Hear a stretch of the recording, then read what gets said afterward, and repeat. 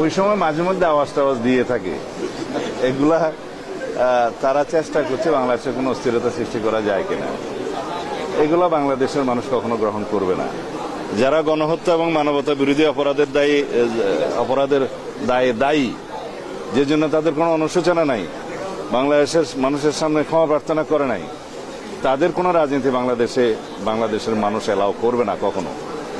বাংলাদেশের মানুষ তাদেরকে এই দেশে রাজনীতি করার কোনোদিন কোনো অনুমতি দিবে না। তারা বিদেশ থেকে মাঝে মধ্যে অভিযোগও দিতে পারে, চিৎকার করতে পারে, এগুলো আমরা মনোযোগ দিচ্ছি না। সেনাবাহিনীর পক্ষ থেকে ক্যাম্প স্থাপন করা হবে যাতে এই সমস্ত অপহরণ ইত্যাদি এই সমস্ত অপরাধ যেন দমন করা যায়। উনি জিওসি সাহেব পরীক্ষা করে দেখবেন, আমরা তাকে অনুরোধ করেছি এবং সরকারি পর্যায়ে সেনাবাহিনীকে আমরা অনুরোধ করব সেই সমস্ত জায়গায় ক্যাম্প স্থাপন করলে এই যে অপহরণের মতো ঘৃণিত অপরাধগুলো দমন করা যাবে বা হ্রাস করা যাবে।